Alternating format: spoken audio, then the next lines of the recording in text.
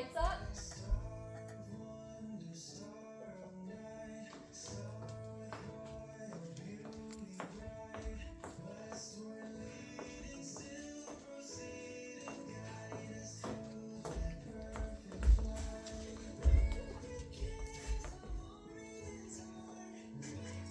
Oh, look, it's the day of the Doge, my man. You gotta go all in. You gotta be rich.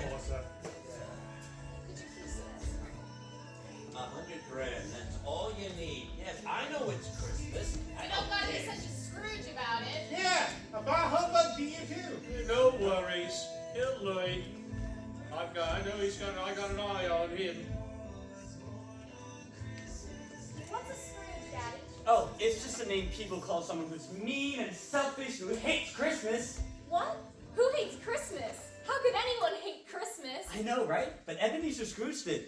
You don't know the story of A Christmas Carol? Well, I'm gonna tell you then. Ebenezer Scrooge, or just Scrooge, as most folks call him, was a mean, greedy old man who had a business partner named Jacob Marley, who was even more mean than Scrooge.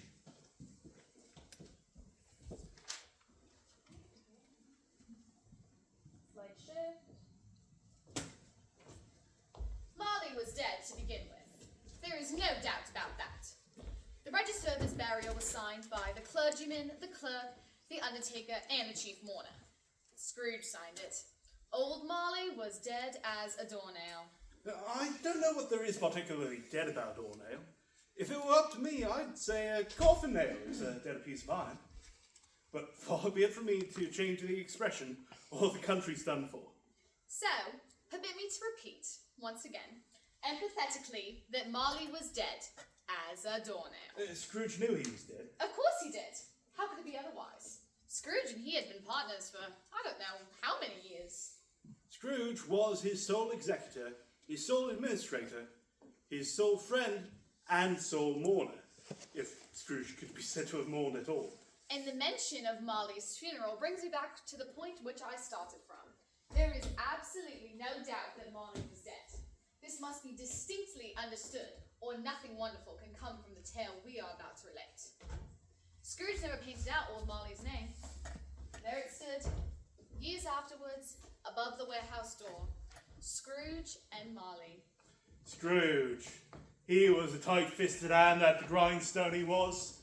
A wrenching, squeezing, grasping, scraping, clutching, covetous old sinner. Secret, self-contained, and solitary as an oyster. He carried his own low temperature always about him. He iced his office in the dog days, and he didn't thaw to 1 degree at Christmas. Merry Christmas, Uncle. What? I said Merry Christmas, Uncle. God save you. Bah, humbug. Christmas is humbug, Uncle. You don't mean that, I'm sure. I do. Merry Christmas. What reason do you have to be merry? You're poor enough. Come, Uncle. What reason have you to be dismal? You're rich enough. Ah! Humbug! Away with Merry Christmas. What's Christmas to you but a time for paying bills with no money? A time for growing a year older, but not an hour richer? If I could have my will, every idiot that goes about with Merry Christmas on his lips should be boiled in his own pudding and buried with a stick of honey through his heart. He should. Uncle! Nephew, keep Christmas in your own way. Let me keep it in mine. Keep it? But you don't keep it. Let me leave it alone then. Much good it may do you. What good has it ever done you? Well, there are many things from which I've benefited, even if they didn't show a profit, I dare say. Christmas among the rest. I'm sure I've always thought of Christmas as a good time. A kind, forgiving, charitable, pleasant time. The only time of year I know of when men and women seem by one consent to open up their shut-up hearts freely and truly think of others as if they really were fellow passengers to the grave. And therefore, Uncle, though I've never put a scrap of silver or gold in my pocket, I believe it has done me good and will do me good. And I say, God bless it. Oh, another song out of you and you'll keep your Christmas by losing your situation. You're quite a powerful speaker, sir. Wonder you don't go into Parliament. Come on, Scrooge. Don't be angry, Uncle. Come dine with us tomorrow. I'd sooner see myself in hell first. But why? Why? Why? Why did you get married? Because I fell in love. Because you fell in love. Good afternoon. But you never came to see us before that happened. Why give us a reason for not coming now? I am sorry to find you so resolute, but I came here to offer greetings of the season, so keep my Christmas humor to the last. So, a Merry Christmas, Uncle. Good afternoon. And a Happy New Year. Good afternoon. And a Merry Christmas to you, Bob. Thank you, sir. And Merry Christmas. There's another fine fellow. My clerk. 15 shillings a week. And a wife. And a family. Talking about a Merry Christmas. I'll retire to Bedlam.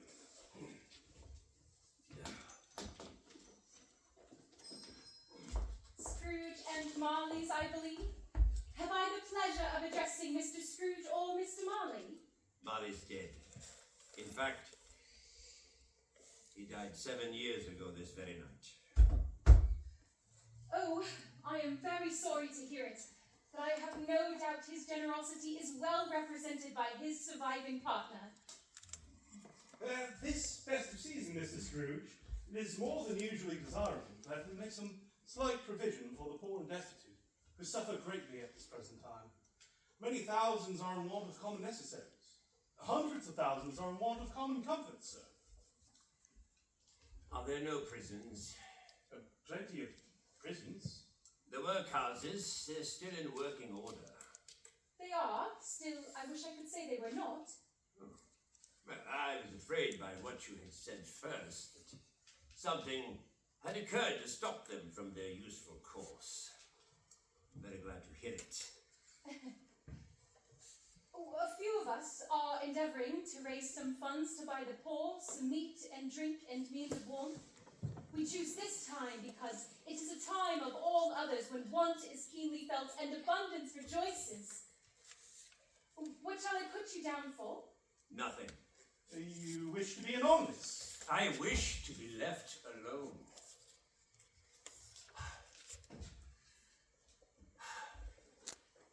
Line? I don't make merry myself. I don't make merry myself on Christmas, and I can't afford to make idle people merry. I am taxed for the institutions I have mentioned. They cost enough. Those who are badly off must go there. Well, many can't go there, and many would rather die. Oh, well, if they would rather die, they'd better get to it. Increase the surplus population. It is enough for a man to know his own business and not to interfere with other people's. Mine occupies me constantly. Good afternoon.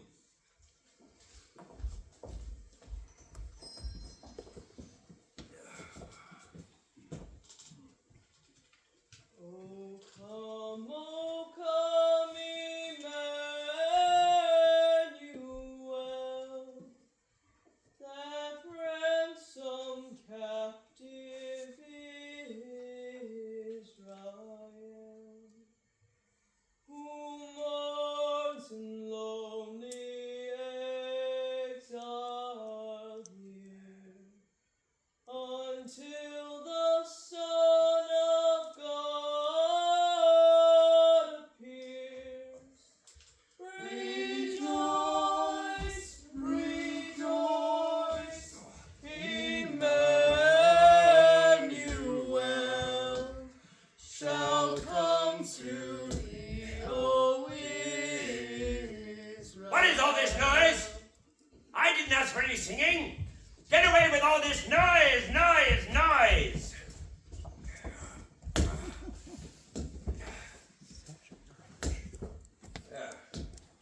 You'll want the whole day off tomorrow, I suppose. It is quite convenient, sir. It's not convenient. is not fair. If I was to stop half a crown for it, you think yourself ill-used, I'll be bound. But you don't think me ill-used when I pay a full day's wages for no work? It's only once a year, sir. A poor excuse for picking a man's pocket every 25th of December. But I suppose you must have the whole day. Be here all the earlier the next morning. Yes, sir, I shall. I certainly shall.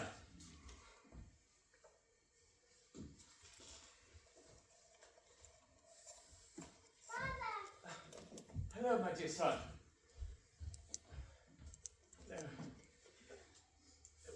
Let's go by Cornhill and watch the children play. Someday, I'll be there too. Play with them. I feel I'm getting stronger every day. I feel it too, my boy. Oh, here we come a-wassailing among the leaves so green. Here we come a-wandering so fair to be seen. Love and joy come to you, and to you your wassail too. And God bless you and send you a happy new year. And God send you a happy new year. Love and joy come to you, and to you your wassail too. And God bless you and send you a happy new year. Master Scrooge? We're closed. Pardon the offence, sir. It's just when I saw you were still in, I have your payment. I ran all the way across town. You're £3 short. I know, sir. I apologize. It's just my husband has taken ill these past few weeks. As I said, ma'am, we are closed, and as such, you are late. I shall see you in 2 days with the remaining £3 plus 10 shillings of interest. Please, sir, my husband and I, we cannot afford it. You and your husband should have been more careful with your finances. Good day. Good day.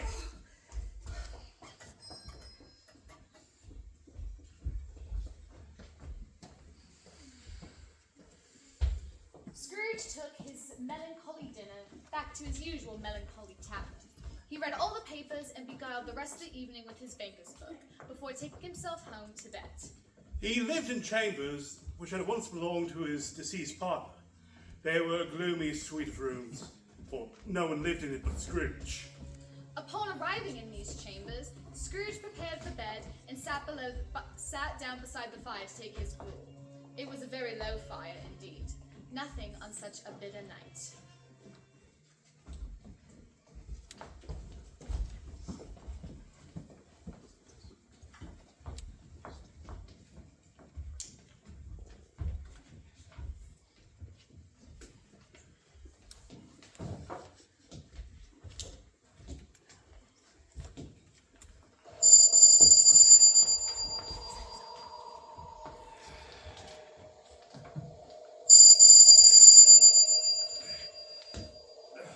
Who the devil could be at the door at this hour?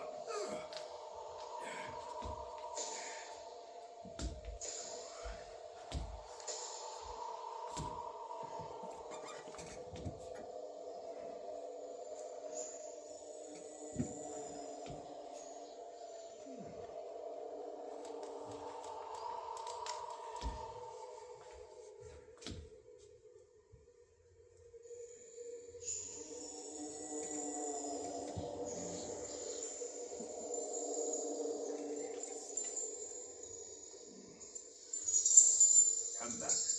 I won't believe it.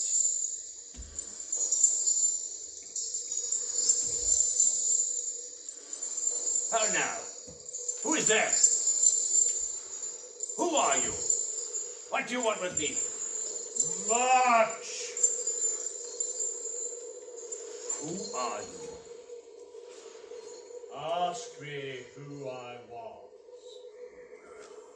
Who were you then? In life, I was your partner, Jacob Marley.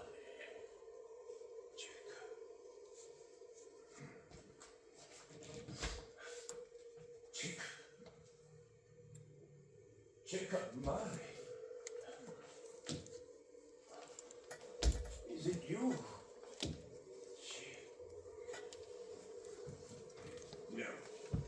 No. All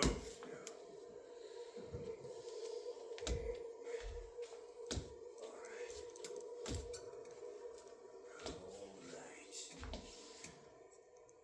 You don't look at all well. You don't believe in me. I don't. You doubt your senses.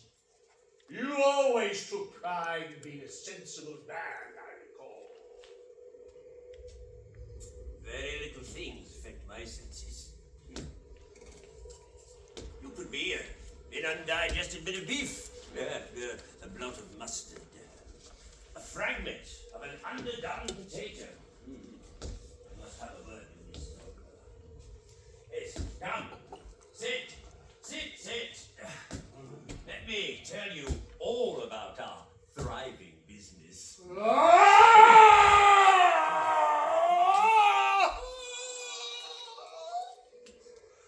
I see you haven't come to discuss business.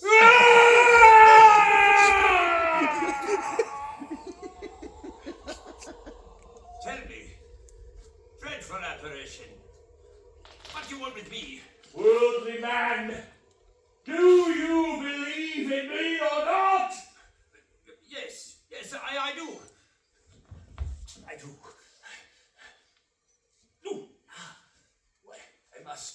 I can no longer doubt my senses. Why do you come to me? State your business. Always business. Always business. Ebenezer Scrooge, it is required that every man's soul is life. It is required of every man that his soul It is required of every man in his soul walk through life among his fellow men. If it does not go forth in life, it is condemned to do so after death. It is doomed to wander through the world and witness what it cannot share, but might have shared and turned to happiness. Oh, I have wandered. On the wings of the winds I have wandered. Jacob. Why are you fettered? I wear the chain I forged in life. Link by link, yard by yard, and of my own free will I wore it.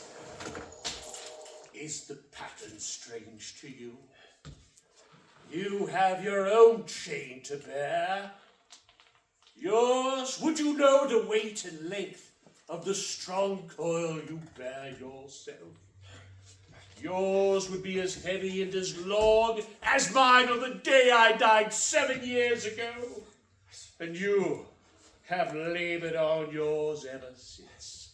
So yours would be colder, heavier! Jacob, old friend, speak comfort to me. Comfort is conveyed by other ministers to other better kinds of men than you. I have none to give. Oh, what little time is left me here. I cannot rest. I cannot stay. I cannot linger anywhere. In life, my spirit never wandered beyond the narrow limits of our money-changing hole. You are always a good man of business. Business! Business! Mankind was my business! The common welfare was my business. Charity and mercy, forbearance and mercy were all my business. But I did not heed them. Oh, hear me. I will check up. I cannot linger here any longer. My time here is nearly gone. Jacob, I beg you, don't be hard on me. You have yet a chance and hope of escaping my fate. A chance and hope of my procuring Ebenezer. You always were a good friend. I thank thee. You will be haunted by 3 I think I'd rather not. Without their visits, you cannot hope to shun the path I tread. I don't think so.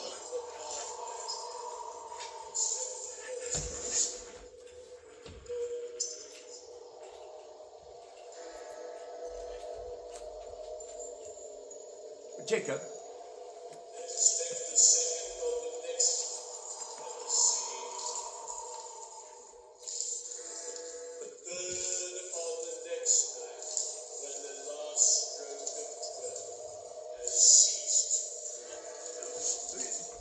Jacob.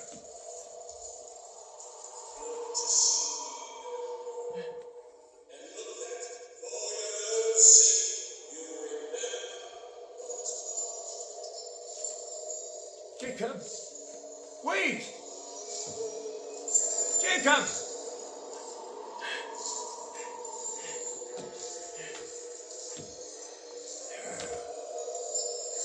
Humble.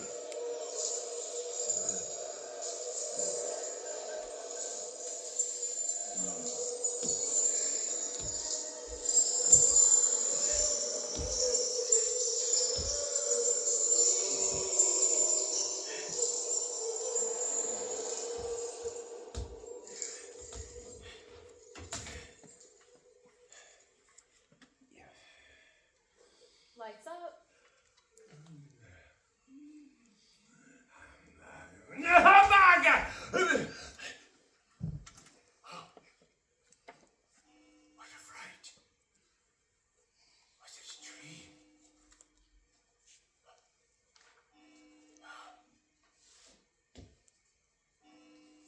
Hero himself. Yes. Nothing. I'm back.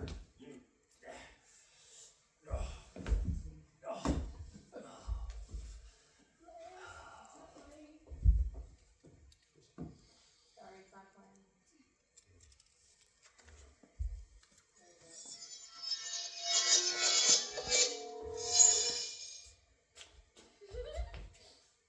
Scrooge!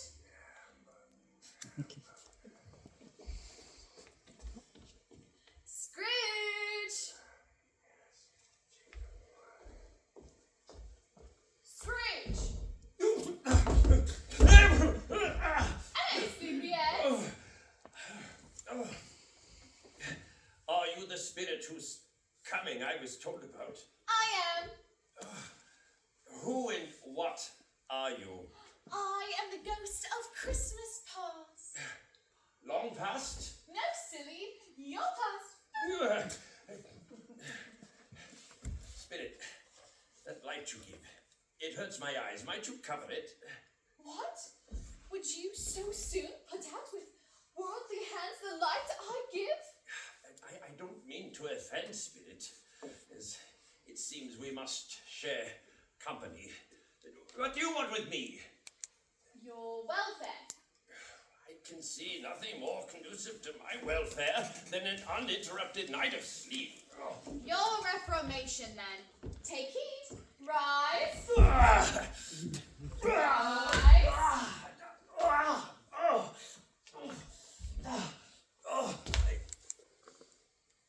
Spirit, there seems to be a change in my being. You won't be needing that anymore. Walk with me.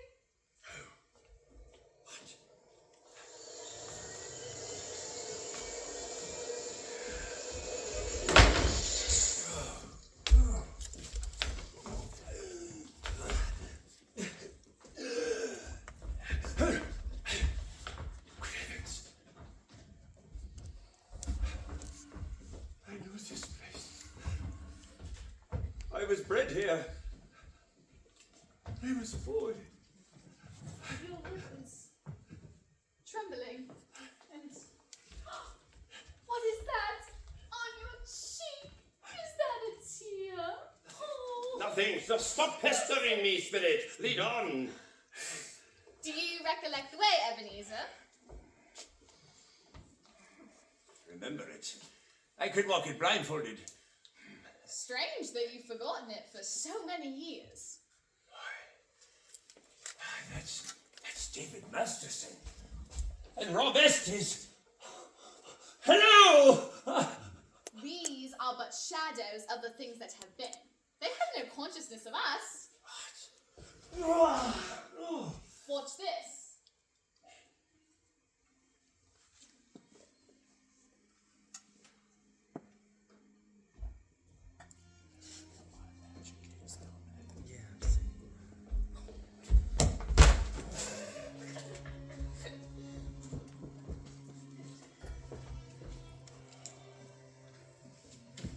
The school is not quite yet deserted.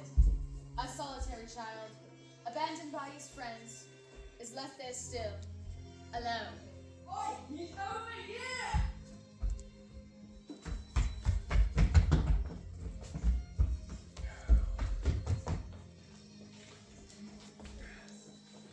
Poor boy. Your mother has died just recently, giving birth to your sister, yes? Our father begrudged us ever after. I wish What is it? it's too late now. There was a boy singing Christmas carols at my door last night. I should have liked to have given him something, that's all. Come, Ebenezer.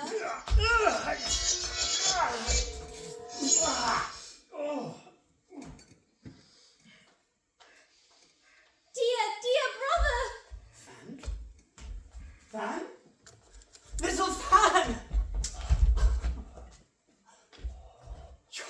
You're quite a woman, little Fan. I've come to bring you home, dear brother. Home, Fan? Home, yes! For good and all.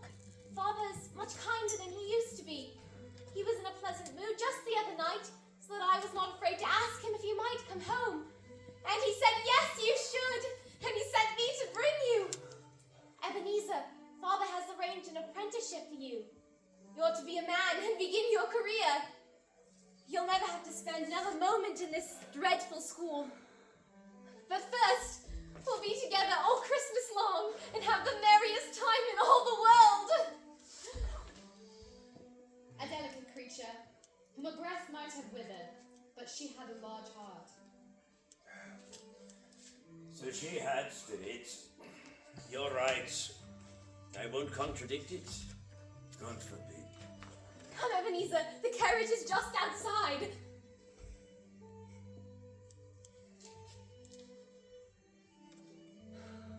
Ebenezer, come!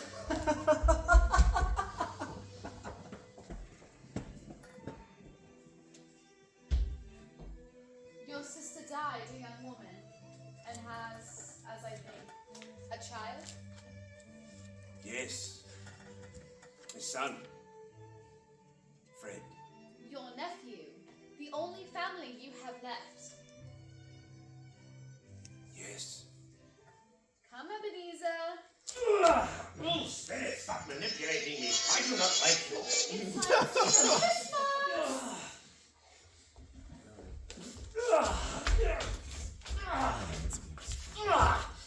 She keeps hitting him with the toaster. No, I know. I just think you pitch it with the toaster. Do you remember this place?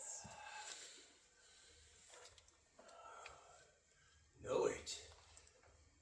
I was apprenticed here. This is old Fezziwig's place. Oh, bless his heart. Old Fezziwig alive again. Oh, and Dick Wilkins. We were the best of friends. I want that jacket. Hello there, Dick. Ebenezer. Oh, no more work tonight, my boys. It's Christmas Eve. Now, let's make lots of room here. Our guests are arriving. Here, Dick. Cheer, Ebenezer. It's Christmas Eve, Ebenezer. Now let's have the shutters up before a man can say Jack Robinson.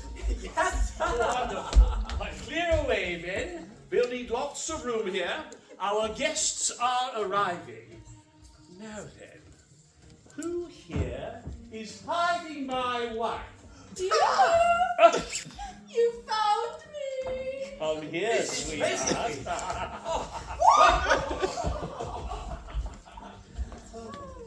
One vast, substantial in came all the men and women of the shop, everywhere, every how, and then in came The housemaid. Belle. Hello, Ebenezer.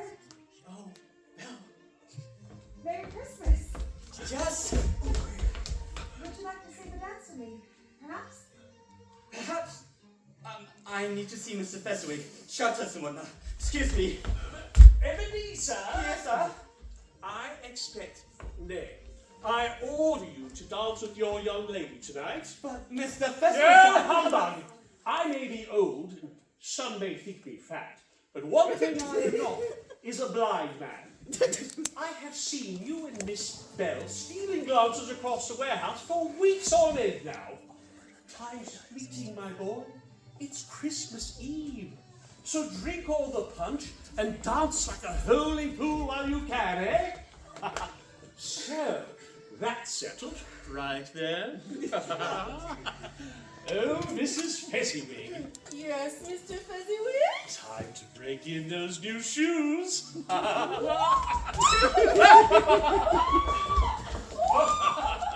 everyone, let's dance. Here we go. Are you ready? Yeah. Barely.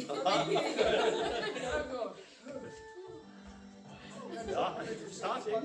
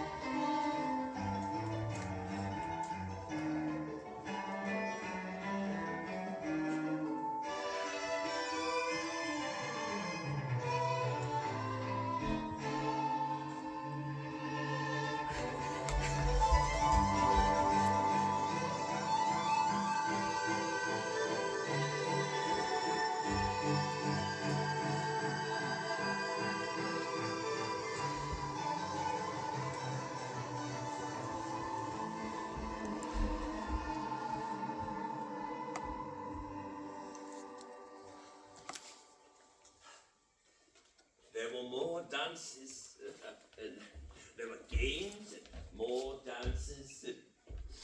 There was cake and mulled wine, and a large piece of cold roast and cold boiled. There were mince pies, and plenty of beer. Such a small thing to make these silly folks so full of happiness. Small. Is it not? Fezziwig has spent but a couple pound of your mortal money on such festivities. 3 or 4, perhaps. Is that so much that he deserves this praise? It isn't that spirit. He has the power to make us happy or unhappy. Our service, light or burdensome, a pleasure or a toil. The happiness he brings is as great as if it cost a fortune. What is it? Nothing. Something, I think. No, nothing. Very well then. My time grows short. Look.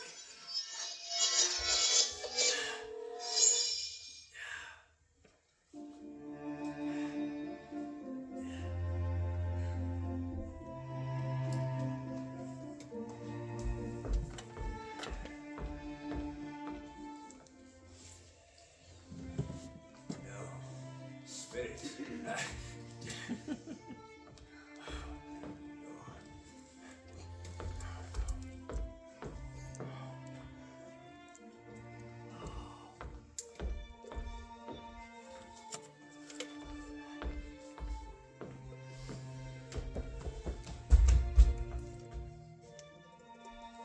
You are late. I know. I'm sorry, it was very important. It is always very important. It is my work. A life. You must understand what's at stake now. Do you? What? Do you understand? It matters very little to you. Very little. Another idol has displaced me, and if that cheers and comforts you more in time to come, as I would have tried to do, then I have no just cause to grieve. What idol has displaced you? A golden one. This is the even-handed dealing of the world. There's nothing on which it is so hard as poverty, and there's nothing at which it should profess with such severity as the pursuit of wealth. You fear the world too much, Ebenezer.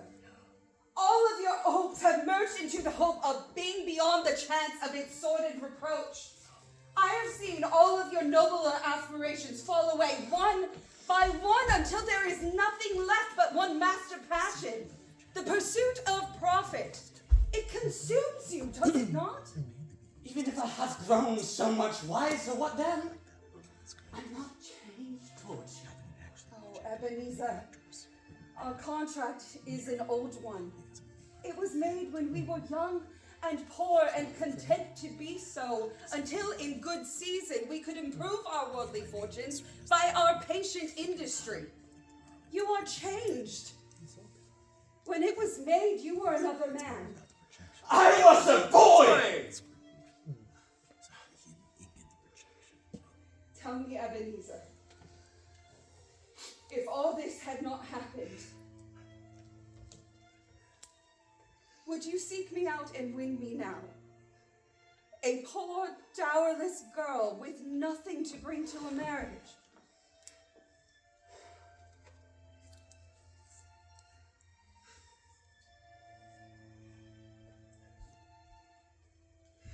Just as I thought.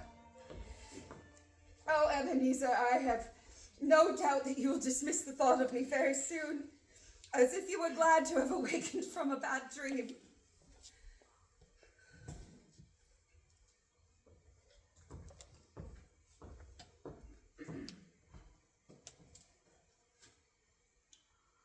May you be happy with the life you have chosen.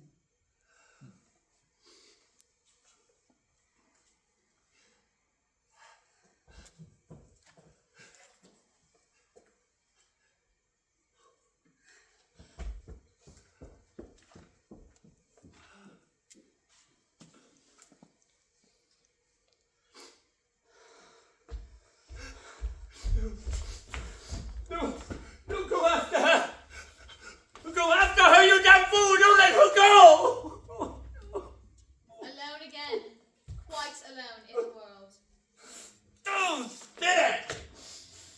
Don't harm me no more! Why do you enjoy torturing me? Show me no more! I told you. These are shadows of things that have been. They are what they are. Do not blame me.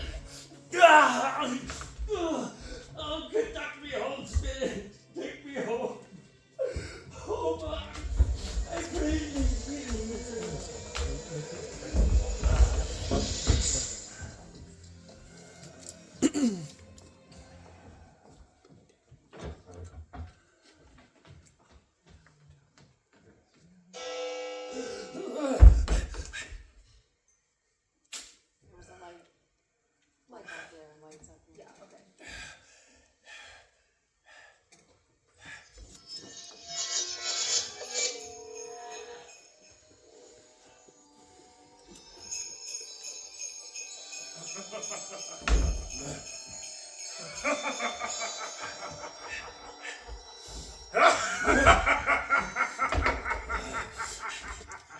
Scrooge!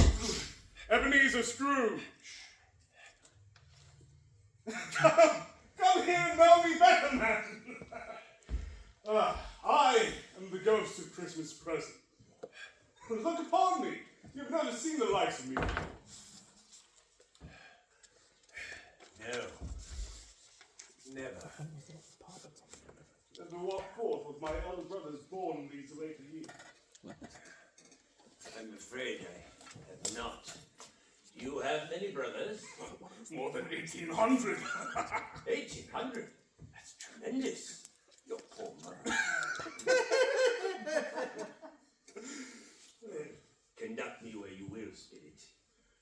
Take hold of my robe, Ebenezer Scrooge.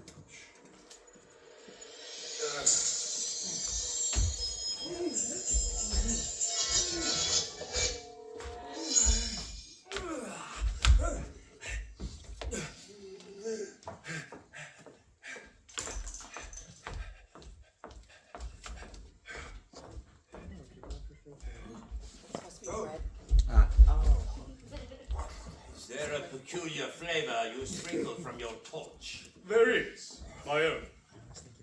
Would it apply to any kind of meal on this day? To any kind of given. To a poor one most. Why to a poor one most? Because it needs it most. Need is everywhere. From the four corners of the world to right under your nose. Come, Scrooge. Do you recognize this place? I do not.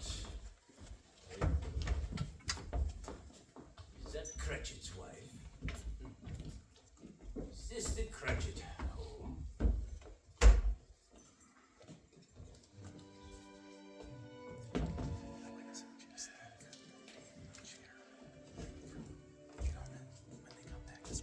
Ever got your precious father then?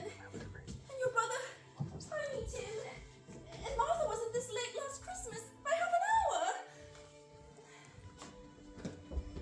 Here I am, Mother. Oh, Martha! Bless your heart, my dear, how late you are! We had a great deal of work to finish up last night, and we had to clear away early this morning. Well, never mind. You're home now. Sit you down and get you warm. No, here comes Father. Hi, Papa, hi.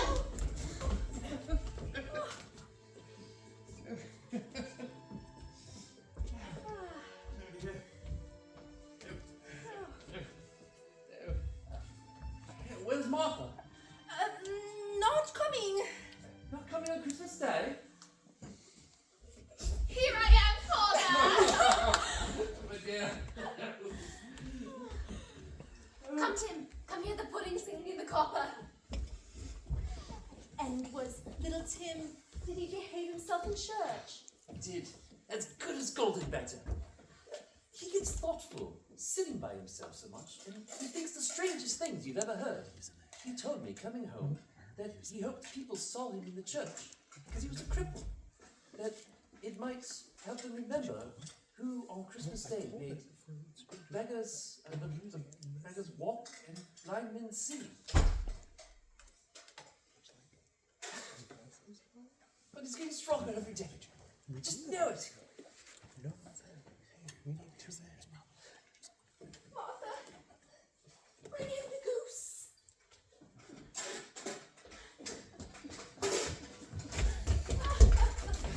Such a small goose. There's such a goose, Father. We do have a goose. My guess is that Sam did not bring the goose out. That is my assumption.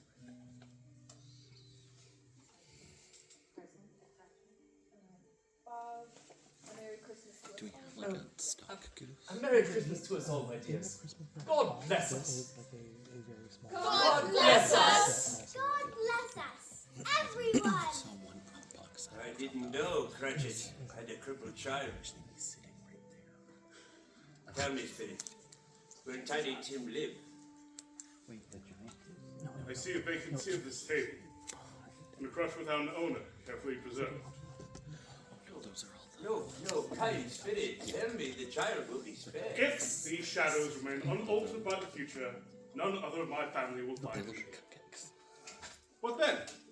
If you be like to die, you'd better do it, and decrease the surplus population. You use my own words against me. Man, if man you be part, forbear those wicked words until you've discovered what the surplus is and where it is. Will you decide what men shall live and what men shall die? It may be in the sight of heaven that you're all worthless, less fit to live than millions of this poor man's child.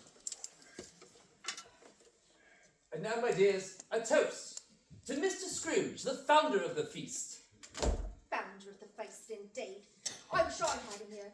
I'd give him a piece of my mind to feast upon, and hope he had a good appetite for it. My dear, the children, Christmas Day. It should be on Christmas Day, where one drinks to the health of such an odious, stingy, hard, unfeeling man as Mr. Scrooge. You know he is well, but nobody knows him better than you do, poor fellow. My dear, please, it's Christmas Day. I'll drink to his health then, for your sake and the day's, but not for his. A long life to him, a Merry Christmas and a Happy New Year. A very merry and very happy New Year. To Mr. Scrooge. To Mr. Scrooge. To Mr. Scrooge.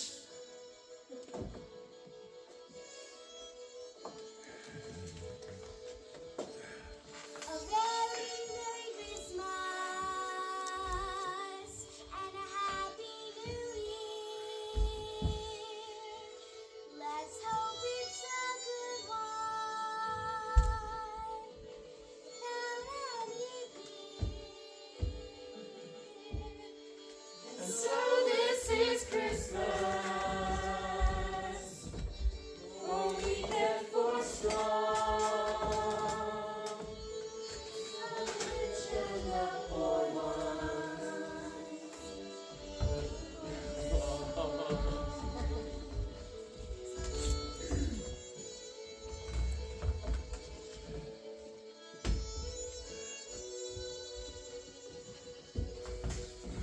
Let's make it a good one.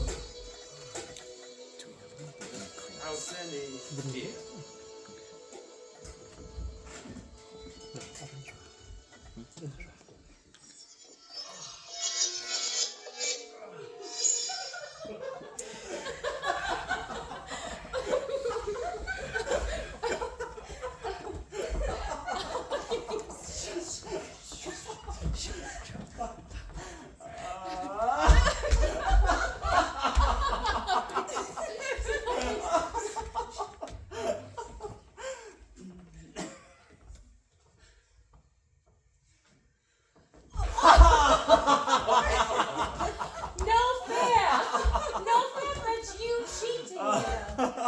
He can't help it, Elizabeth, with such an honest uncle as Ebenezer Scrooge. Now, be kind to my relation. I have but one, strained as he is. I left some Christmas greetings with him today, and I'm unsure if his fragile spirit can take much more merriment, even from this distance. You don't mean to say he's coming to dinner? What was his answer? He said Christmas was a humbug. He believes it too. More shame for him, Fred. He really is a comical old fellow, and not so pleasant as he might be. However, his offenses carry their own punishment. The poor fellow and I have nothing to say against him. Poor fellow! Oh, I'm sure he's very rich, Fred. At least you always tell me so. But his wealth is of no use to him. He doesn't do any good with it. Well, I, for one, have no patience with him. Oh, but I have. Who suffers by his ill whims? Himself, always. Here he takes it into his head to dislike us, and he won't come and dine with us. What's the consequence? He loses some pleasant moments which could do him no harm. Have a drink and a meal that could do him a little harm. An exquisite meal, if I do say so myself. Yes, my dear, quite an exquisite meal indeed. Here. I give the old man the same chance every year, whether he likes it or not. And every year he makes his choice. It's his loss. Now, shall we have another game? Any requests? All right then, all right. Now, this is a game called Yes and No. Now, I shall think of something, and you all must find out what it is only by my answering yes or no. I've got one. Excellent, my dear. You go first. Is it alive? No. Is it smaller than a desk? Yes. Is it to be worn? Yes. Is it to be worn indoors? No. A coat. It has to be a coat or a scarf. It's a hat. Yes! I forgot only yesterday to take mine off. Thought she was going to box my ears in. Well, she should have. I would have gotten it for sure. We must continue. Spirit, just one more game. One more. It is now my turn, I believe. I believe I have it. Is it an animal? Yes. Ooh. A disagreeable animal. Oh, definitely yes. A horse? No. A cat. I bet it's a cat. Does it live in London? Yes. Oh, a dog. It's a dog. A bear. No, in London. How about an ass? Him. He's an ass. I have it. I believe I have it, Fred. I've got it. It's your Uncle Scrooge.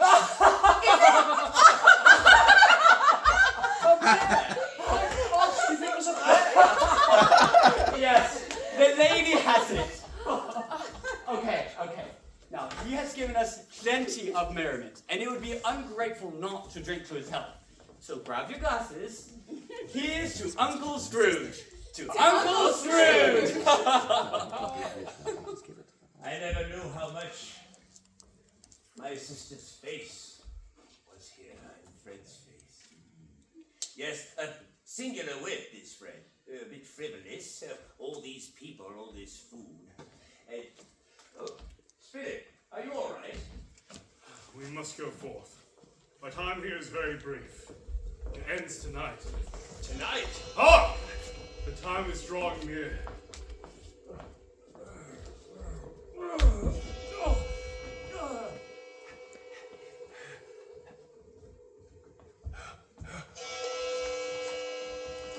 do not recognize this place. Where are we?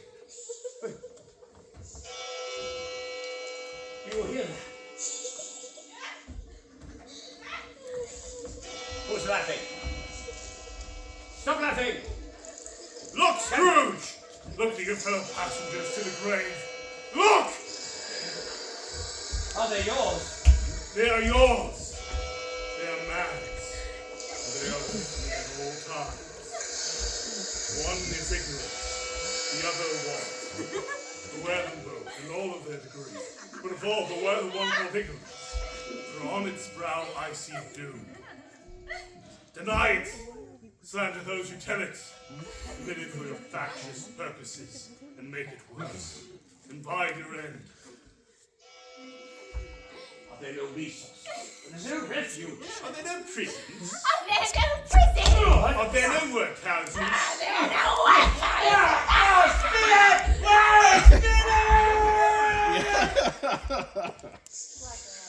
Yeah, take him down.